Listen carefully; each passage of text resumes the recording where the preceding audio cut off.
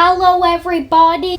When you think of horror games, you think of all the cool and important stuff, like all the monsters, all the lore, all that stuff.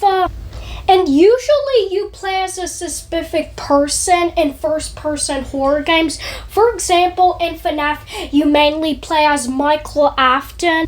However, there's one game that doesn't directly confirm who you are playing as, and that is my favorite horror game, Poppy Playtime.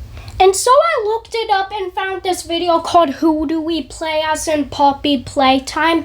Shout out to the YouTuber Poppy Theory for this video. He makes a lot of videos dedicated to Poppy Playtime. I've actually watched a lot of his videos and they are fire. So yeah, I recommend you go check him out.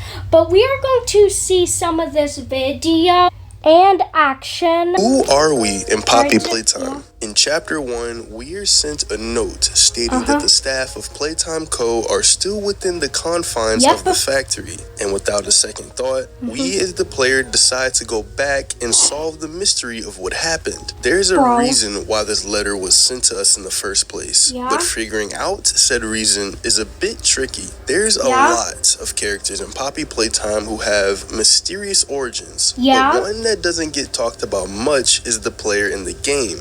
That's what I said. Or even what we look like. We could be tall, short, a lot of people depict the player as a yellow mannequin, which is pretty interesting. In certain sections of the game, like the counselor's office, we can see our reflection when looking through certain glass doors. But all that's visible are 2 hands and a glowing white orb as our head. And much like Ollie, we're lacking in physical appearance. So what do we know about the player? Starting off with the obvious, we were an employee at Playtime Co. That's While obvious. our role at the factory is not confirmed, there are some clues that hint to which sector our character worked in. It's safe to say that the player knew about the experiments happening to the children at Playtime, therefore having some sort of high-level clearance. In Home Sweet Home, our hallucination reveals a lot about our regrets. I think For example, when this video was released, Chapter 4 phrases or around 5 the was orphanage: released. happy and fun, why was it done, and guilt haunts you. Starting off with the first phrase, it could mean a few things. Firstly, this could be something that we kept asking ourselves or other employees at Playtime. The player could be trying to find a reason as to why all this torture and suffering occurred in the first place. It's almost like a plea.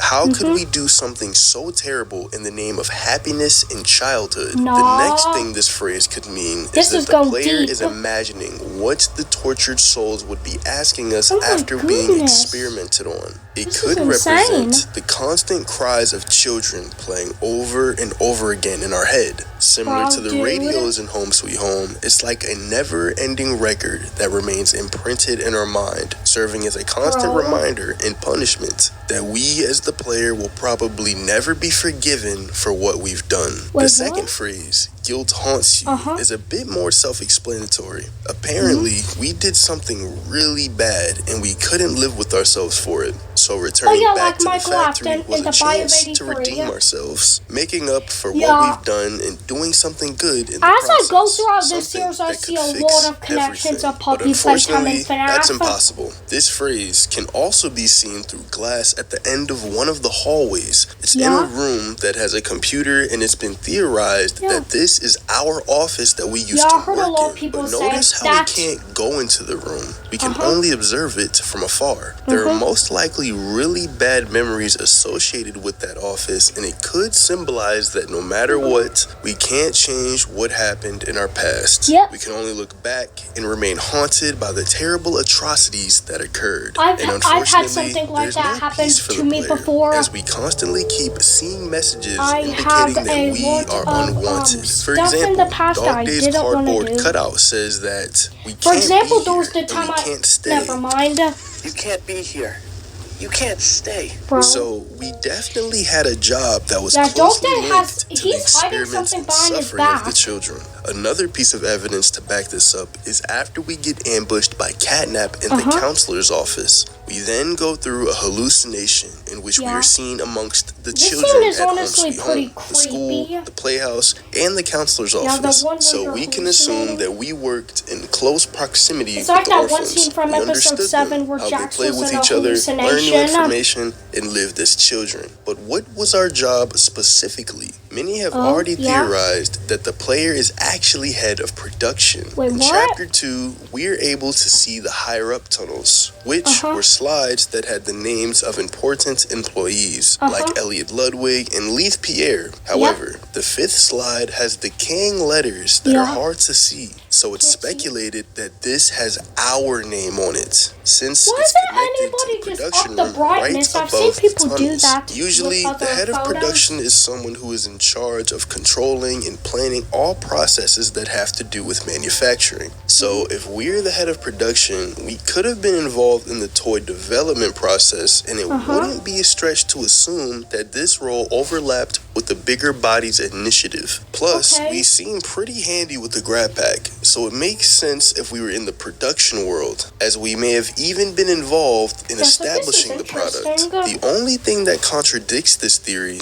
is our alleged office in Chapter 3. If we're the head of production, then why would our office be in the orphanage? It's safe to assume that the head's office would be somewhere else on the main facility. If our office is in Home Sweet Home, then there's a few possible jobs that we could have. The one that stands out the most would be the researcher. Throughout the orphanage, we see observatory rooms with one-way glass windows looking into the rooms of the children. Perhaps we were gathering information on the orphans and their behaviors, but we still only have parts of the puzzle completed. Another theory suggests that the main character is actually Rich, an employee at Playtime who's known for having anger issues. Rich is a somewhat random character that doesn't seem to fit in the main storyline of Poppy Playtime. He is featured in every chapter, and in Chapter 3, he has the chance of getting promoted. Because of the fact that Rich was an employee who has constant cameos in the game, people have speculated that he is the player. While we don't know what Rich's